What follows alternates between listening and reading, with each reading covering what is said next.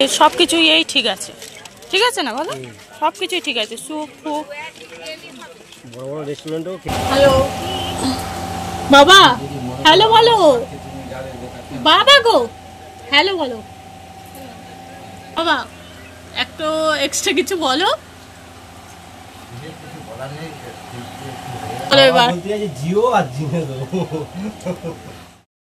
তো গাইস এখন বাজে হচ্ছে 8টা, আর আমি দেখো ফ্রিজ থেকে মাছটা বার করে নিয়েছি।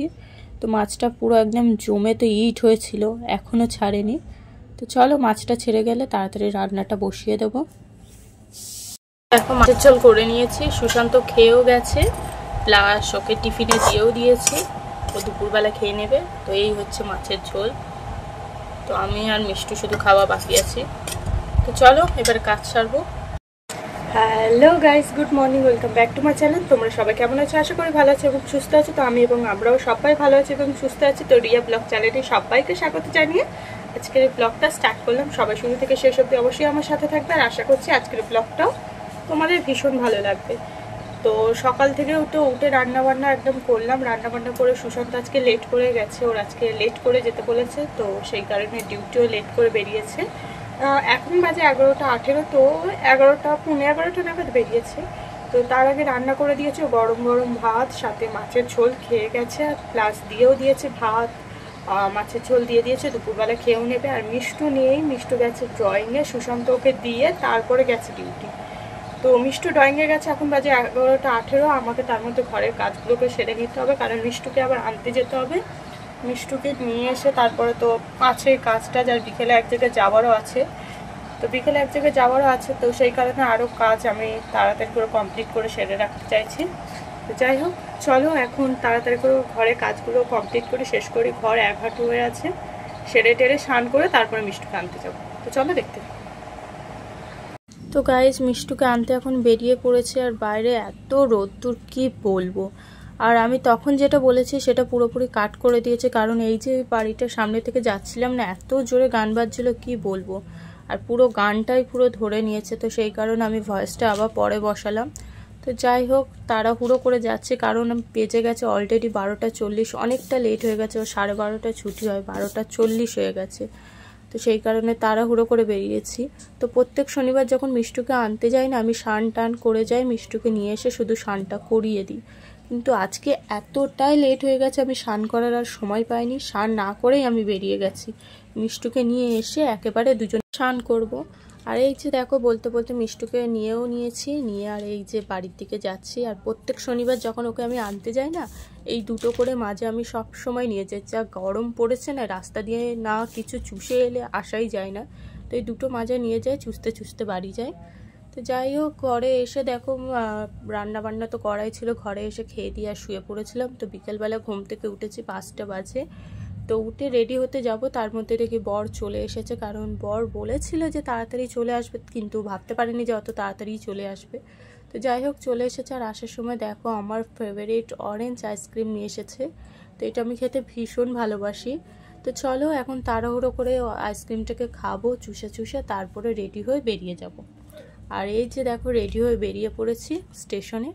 তো স্টেশনে যে কারণে এসেছি, তোমাদের সকাল থেকে বলছি যে স্টেশনে যাব। তো স্টেশনে এসেছি মেন যে কারণটা, সেটা হচ্ছে আমার ব্যাংকের বই। ব্যাংকের বইটা করাবার জন্য আমার আধার কার্ডের লিঙ্কটা করাবার ভীষণ দরকার ছিল। তো আধার কার্ডের লিঙ্ক করি, আর এখানে দেখো আমি জেরক্স করতে এসেছি। তো জেরক্সের আমার 1 নম্বরের দোকানে যতগুলো জেরক্সের দোকান ছিল সব কটা 7টা বাজতে যায় এখনও খোলেনি। তো সেই কারণে আমি নরেন্দ্রপুরের 2 নম্বরে চলে এসেছি জেরক্স করার জন্য। এখানেই আমি জেরক্স করি, আর ফটো এখান থেকেই আমরা তুলি। তো যাই হোক, এই যে জেরক্স করা হয়ে গেছে বরের, আর আমরা ততক্ষণ এখানে একটু বসে একটু শ্যুট করে নিলাম মা বেটি মিলে।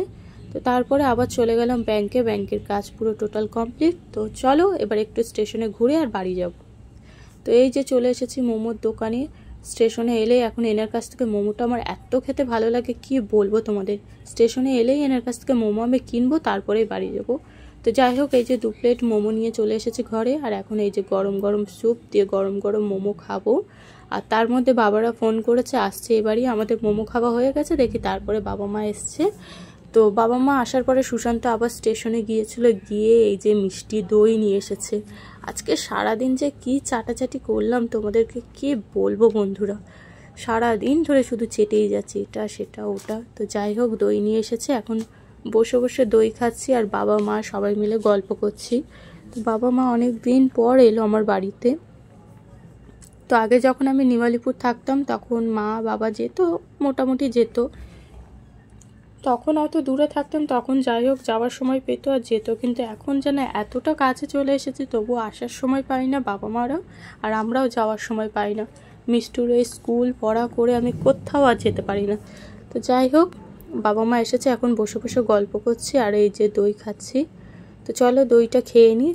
তারপরে তো বর বিরিয়ানিও নিয়ে এসেছিল। তো এই যে গরম গরম বিরিয়ানি ঢেলে নিয়েছি। তো সবাই মিলে আজকে বিরিয়ানি খাওয়া হবে। তো হচ্ছে আজকে বিরিয়ানি পার্টি, মানে বরের সাথে একটা ছোট করে হিললে হয়ে গেল, বুঝলে? সব থেকে সহজ ভাষায় কথা হচ্ছে এটা। তো আজকে বরেরও ছুটি আছে, আমারও তো পুরোপুরি ছুটি। তো যাই হোক, বরের সাথে আজকে বিরিয়ানি ঢেলে বিরিয়ানি খেয়ে বরের সাথে একটা ছোট্ট করে হিললে হয়ে গেল। তো চলো, এখন বিরিয়ানি পার্টি চলছে, সবাই মিলে গোল হয়ে বসে গেছে বিরিয়ানি নিয়ে খাবো বলে। তো চলো এবার তোমাদেরকে বাবা মাকে দেখিয়ে দিই, অনেকক্ষণ ধরে দেখাবো করছি, দেখাবো হয়নি। হ্যালো বাবা, হ্যালো বলো। বাবা গো, হ্যালো বলো। আমি আছি এখানে, আমাকে লাস্টে ফেলে দিয়ে দোস্ত, আমাকে লাস্টে ফেলে দিয়ে বাবা মা এসছে বলে ভুলে গেছে আমাকে। তো গাইস সবাই মিলে এখন খাওয়াচ্ছে বিরিয়ানি, বিরিয়ানি পার্টি হচ্ছে। বাবা বাবা একটু এক্সট্রা কিছু বলো। বাবা বলছে জিও আর জিনে দো, বলো এবার। বলতে আছে জিও আর জিনে দো। তো চলো, বাবা মা এখানে খাচ্ছে, আমি ওখানে খাচ্ছি, আর এখানে সুশান্তও খাচ্ছে। সবাই মিলে খেয়ে নিই, তারপর আসছি গাইস। তো গাইস দেখো, আমার মা যে এসেছিল না, আমার মা এই যে বডি বাটার ক্রিম আর এই ফেস ওয়াশটা আমাকে দিয়ে গেছে। তো এই ফেস ওয়াশটা ভীষণ ভালো, আমি এখনই একবার ইউজ করে নিয়েছি। এটা হচ্ছে এই যে নিম ফেস ওয়াশ, নিম অ্যান্ড কোটুকোলা ফেস ওয়াশ।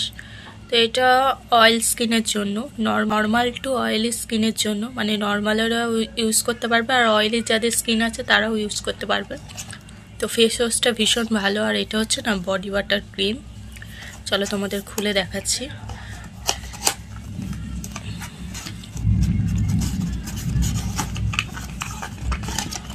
এই দেখো, ক্রিমটাও ভীষণ ভালো, ভীষণ ভালো। ক্রিমটাও আমি একবার ইউজ করেছি আর স্মেলটাও কি বলবো ফেস।